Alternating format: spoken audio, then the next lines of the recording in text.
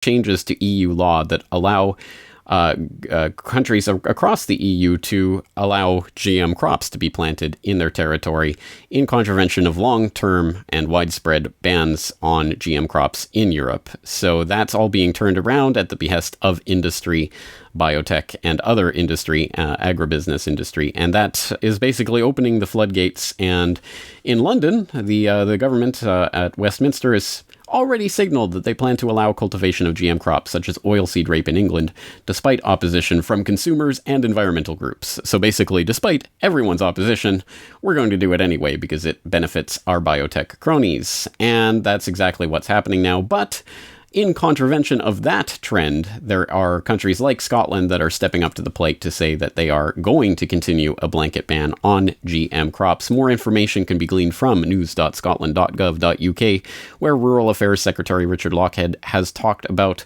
this genetically modified crop ban, why it is in place, and how they're going to continue to use the precautionary principle in relation to GM crops, and intend to take full advantage of the flexibility allowed under these new EU rules to ban GM crops from being grown in Scotland. So, all of you whiskey drinkers out there, please raise a glass of scotch. For the meat eaters, please raise a forkful of Aberdeen Angus beef, although make sure it's actually from Scotland, and celebrate. This is cause to celebrate, and for those who don't know why this is cause to celebrate, well, obviously there is growing concern, even among the scientific elite, about the various types of ways that genetic modification is happening, not only in crops, but now even in wildlife, with gene driving, like we talked about in a recent New World Next Week, and a warning letter that has been written by various scientists, basically saying that this is very likely to produce some extremely large and uncontainable consequences for the environment. So there are things like that. But of course, more importantly, I think, is the fact that the entire gene revolution, as it's called, as opposed to the green revolution of the agribusiness world, the gene revolution of the biotech industry was funded, demonstrably funded into existence by hundreds and hundreds and hundreds of millions of dollars in grants from the Rockefeller Foundation, the Ford Foundation, the Bill and Melinda Gates Foundation, the other big name foundations by the big name oligarchs who serve to benefit from this system in a number of different ways, not only the various ways that they can control the food supply, generally speaking, with it, but of course also the profit incentive of Terminator seeds and all of that type of technology. So all of that is reason why we should be cautious and should be applauding countries like Scotland in their GM crop bans.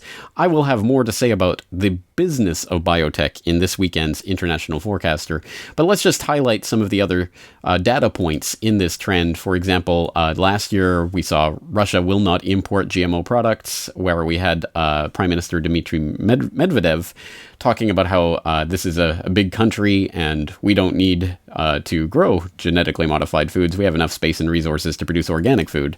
The money quote here: if the Americans like to eat GMO products, let them eat it then. We don't need to do that. We have enough space and opportunities to produce organic food. So there are countries like Russia and others that have banned and implemented various types of bans and restrictions on GMO foods. It is bewildering to try to keep track of it all. So you can go to a website like gmo-free-regions.org, where they have this comprehensive map centering on Europe with all of the different countries, talking about the different restrictions. So for example, excuse me, if you click on Portugal, you can find the 3 regions that have declared themselves GMO-free and the 27 municipalities all over Portugal that have passed GMO-free declarations, and you can find information and maps and links to actual institutions and legislation.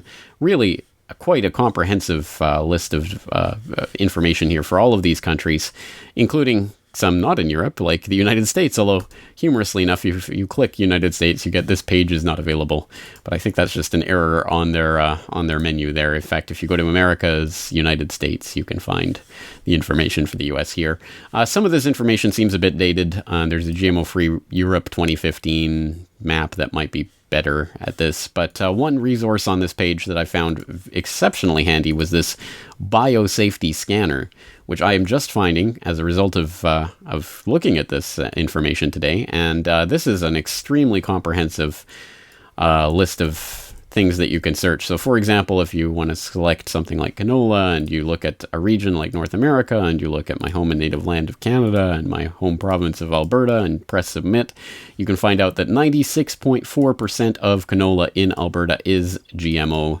And you can look at all sorts of data here: authorization, compulsory labeling, product type.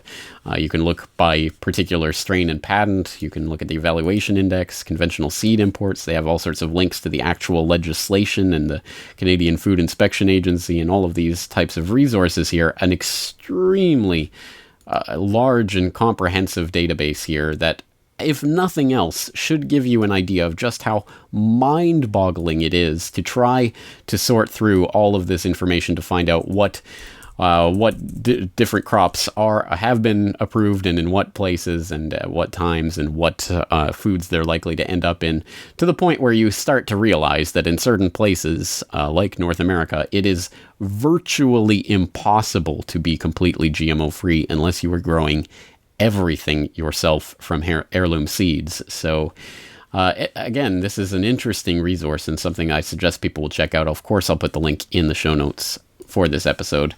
But basically, this all stems from that winning video that I posted the other day, talking about winning and positive trends, positive developments, good news stories. We had, I'm happy to report, dozens and dozens and dozens of comments from different users with dozens and dozens and dozens of links to different stories, people talking about their own personal experiences, trying to spread this information to others and finding people to be increasingly receptive to this information now. We have some counterintuitive examples of people pointing out bad things that are happening and how that can actually be a flip side good, because the more tyrannical these governments get, the more people and the quicker people around them wake up. So we saw, for example, some talk about SB 277 in California, I believe it is, and other legislation. So lots of things going on all around the world to celebrate, to applaud, to be thankful for, to be positive about. But this particular story caught my eye. I like the specificity of it and the fact that it is part of an important and long-term trend that we need to support. I mean, obviously, there's still a lot more work that needs to be done on the GMO front. So my hat's off to Info9 for providing this story, as well as Sal Jorge also provided a link to this story, and I is Bloke also provided a link to this story. All three of them providing different links to the same news story. So all three of them will be declared the co-winners of this contest. Again, I appreciate every single comment that came in from every single user. And I really do suggest that you check out that thread if you haven't yet done so. A big pat on the back to everyone who participated in it. All of you are winners, but in a more literal, real sense, Info9, Sal Jorge, and I as Bulk are the winners of the contest. So I will get in touch with them about their winning Corbett Report DVD.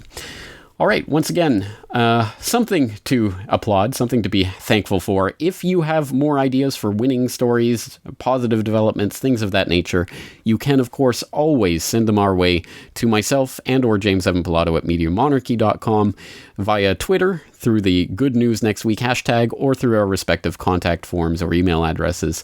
Please do keep the good news stories coming in. We do try to highlight something every single week that is a positive development, because, again, all doom and gloom all the time is not good for our psyche, and it is important that we do look to and applaud and celebrate and try to emulate these types of victories when they happen. Again, a lot more work to be done on the GMO front, but we will continue to do so. Keep an eye out for my International Forecaster this weekend, where I talk about the business of biotech.